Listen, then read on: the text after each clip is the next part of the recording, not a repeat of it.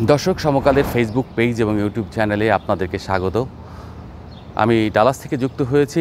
আপনারা জানেন, ভোরে বাংলাদেশ শ্রীলঙ্কার বিপক্ষে প্রথম বিশ্বকাপ ম্যাচ খেলতে নামবে। এই বিশ্বকাপে শ্রীলঙ্কা দক্ষিণ আফ্রিকার বিপক্ষে প্রথম ম্যাচ খেলে ফেললেও বাংলাদেশ এখনও খেলেনি। তো সেই দিক থেকে এই ম্যাচটি বাংলাদেশের জন্য যেমন গুরুত্বপূর্ণ, তেমনি শ্রীলঙ্কার জন্য। অর্থাৎ এই ম্যাচ বিশ্বকাপে ডি গ্রুপ থেকে বাংলাদেশ এবং শ্রীলঙ্কার গতিপথ নির্ধারণ করবে। শ্রীলঙ্কা হেরে গেলে তারা সুপার 8 নয়, গ্রুপ পর্ব থেকে বাদ পড়ার শঙ্কা তৈরি হবে তাদের, বা বাদ পড়ে যাবে। কিন্তু বাংলাদেশ যদি জিতে যায়, সেক্ষেত্রে আপনার সুপার 8-এ যাওয়ার পথটা খোলা থাকবে। কারণ যে কোনো দুটি দল যাবে একটা গ্রুপ থেকে, 5টা দলের মধ্য থেকে। সেই জায়গায় যদি দুটো দলকে অন্তত কম 3টি করে ম্যাচ জিততে হবে। সেই জায়গা থেকে বাংলাদেশের 3টি ম্যাচ জিততে হলে প্রথমত শ্রীলঙ্কার বিপক্ষে জয়, দক্ষিণ আফ্রিকার বিপক্ষে জয়ের চেষ্টা করবে। কিন্তু সেটা যদি নাও হয়, আপনার পরের ধাপে যারা রয়েছেন নেদারল্যান্ডস এবং নেপাল, এই দুটো বিপক্ষে অবশ্যই জিততে হবে। সেই দিক থেকে বাংলাদেশ আজকে ম্যাচটা কেমন হতে পারে, কেমন কন্ডিশনে খেলা হবে। আপনারা দেখেছেন যে এখানে যুক্তরাষ্ট্র একদিন আগেই আপনার পাকিস্তানের মতো দলকে হারিয়ে দিয়েছে। আসলে কন্ডিশনটা অনেকটা ব্যাটিং ফ্রেন্ডলি হয়। বোলিংটা যদি আউটস্ট্যান্ডিং হয়, তাহলে কিন্তু আপনার সেই ব্যাটিং কন্ডিশনেও ভালো করা সম্ভব। এখানের উইকেট মোটামুটি রানের উইকেট হয়, একটু ড্রাই থাকে, ওয়েদার অনেক শুষ্ক। এখানে এই সূর্যের প্রখর তাপ থাকে, সেই প্রখর তাপে থেকে উইকেটগুলো আপনার শুকিয়ে থাকে। আর এছাড়া এই উইকেটটা কিন্তু ড্রপ ইন উইকেট নয়, এই উইকেটটা অনেক আগে থেকেই তৈরি। এখানে নিয়মিত ক্রিকেট চর্চা হয়, ক্রিকেট খেলা হয়। মেজর যে ক্রিকেট লিগ আমেরিকার, সেই ক্রিকেট লিগের ফাইনাল থেকে সেমিফাইনাল অনেকগুলি ম্যাচ এখানে হয়েছে। অলরেডি এখানে 3টা আন্তর্জাতিক ম্যাচ, এই বিশ্বকাপের 3টা ম্যাচ হয়ে গেছে। একটি কানাডা যুক্তরাষ্ট্রের, প্রথমটি সেটা উদ্বোধনী ম্যাচ ছিল। সেই ম্যাচে তারা জিতেছে, বিগ স্কোর হয়েছিল, 194 রান করেছিল কানাডা। সেই রান তারা করে তারা জিতে গেছে। পরের ম্যাচটা হয়েছে নেদারল্যান্ডস এবং নেপালের, যেখানে লো স্কোরিং ছিল যদিও। আর সর্বশেষ যে পাকিস্তান যুক্তরাষ্ট্রের ম্যাচ, সেখানে কিন্তু 150+ রান হয়েছে। পাকিস্তান ভালো ব্যাটিং করতে পারেনি, যুক্তরাষ্ট্রের বোলিং সাইডের মোকাবেলায় তারা কিছুটা পিছিয়ে পড়েছিল, যে কারণে তারা বড় স্কোর করতে পারেনি। অন দ্য আদার হ্যান্ড, ওই রান তারা করতে, অর্থাৎ পাকিস্তানের বোলিং যে থ্রেট ছিল, সেই বোলিংয়ের থ্রেটটা মোকাবেলা করেও কিন্তু তারা টাই করে পরবর্তীতে তীব্র প্রতিদ্বন্দ্বিতা করে সুপার ওভারে 19 রান তুলে জিতেছে।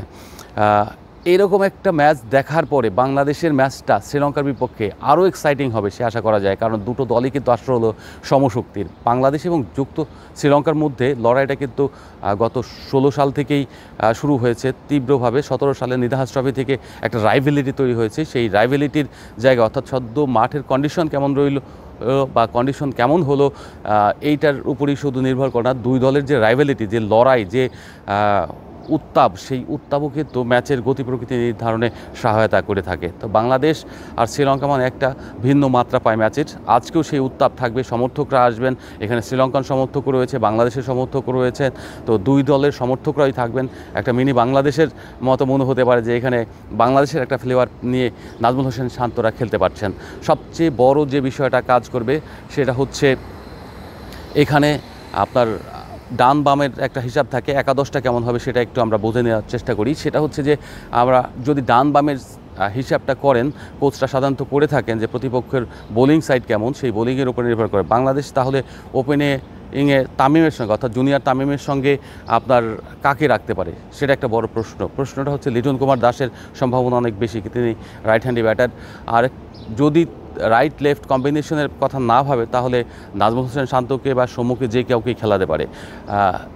এই একাদশে বড় পরিবর্তন হয়তো হবে না, বড় পরিবর্তনের জায়গাও কিন্তু তেমন নেই। সাকিব আল হাসান, মাহমুদুল্লাহ রিয়াদ, তারা নিয়মিত ক্রিকেটার এবং তারা খেলবেন, তারা কিন্তু অলরাউন্ডার হয়ে গেছেন এই বিশ্বকাপে। সাকিব তো বিশ্বর অন্যতম অলরাউন্ডার, আমরা সবাই জানি। তার সঙ্গে মাহমুদুল্লাহ বোলিংটা করছেন, যেটা হলো একটা অ্যাডেড অ্যাডভান্টেজ, যেটা অনেক দিন তিনি বোলিং থেকে দূরে ছিলেন। এটা একটা আপনার খুব সুবিধা দেবে বাংলাদেশ দলকে। বোলিং একজন ব্যাটার বেশি নিয়ে খেলতে পারবে, যেহেতু এখানে রানের উইকেট হয়, বড় স্কোর করার প্রয়োজন পড়ে, সেটার জন্য আপনার ব্যাটিং লাইনটা হয়তো বড় করবে। সেক্ষেত্রে 7 নম্বরে কে খেলবে, এটা একটা প্রশ্ন। তাহিদ হৃদয় তো 4 নম্বরে খেলবেন, নাজমুল হোসেন শান্ত 3-এ খেলতে পারেন। 6 পর্যন্ত যদি রেডি থাকে, সপ্তম ব্যাটার কে হচ্ছেন, সৌম্য সরকার না আপনার জাকের আলী অনিক, সেই দিক থেকে একটু আলোচনার ব্যাপার রয়েছে। এবং যেহেতু সন্ধ্যায় খেলা এই জায়গার ডালাসের, তারা যখন ইভিনিংয়ে আসবেন মাঠে, আসার পরে কন্ডিশন দেখে চূড়ান্ত সিদ্ধান্তটা নেবে।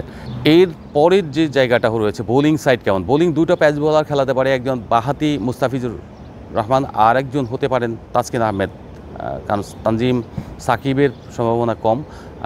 যদি আপনার 7 জন ব্যাটার খেলে তার সাথে যেহেতু আপনার থাকবে মেহেদি অর্থাৎ শেখ মেহেদি থাকবেন, স্পিনার আর একজন রিশাদ, এই দুজন নিয়মিত স্পিনার এবং দুজন পেস বোলার, এই 4 জন, আর বাকি 7 জন, 7-4-11। সাকিব তো স্পিনটা কাভার করবে, তার সাথে মাহমুদুল্লাহ। তো বোলিংয়ের বৈচিত্র্যটা ভালোই থাকবে, সেদিক থেকে চিন্তা করার কিছু নেই। উইকেটটা আগেই বলেছি যে উইকেটটা আপনার একটু ড্রাই হবে এবং এখানে রান করার জন্য যদি কেউ চেষ্টা করে রান করতে পারে, বড় ইনিংস খেলা সম্ভব এবং ক্যামিও ইনিংস খেলা সম্ভব। বাংলাদেশকে জিততে হলে বা বড় স্কোর করতে হলে ক্যামিও ইনিংস খুব প্রয়োজন, কারণ বাংলাদেশের এই অভ্যাসটা নেই যে 10 বলে 20 করে দেওয়া কিংবা 30 বলে 50 করে দেওয়া, 60 করে দেওয়া। এটা কিন্তু যুক্তরাষ্ট্র দলের মধ্যে রয়েছে, বাংলাদেশ দলে কম রয়েছে, শ্রীলঙ্কা তো টুকটাক রয়েছে।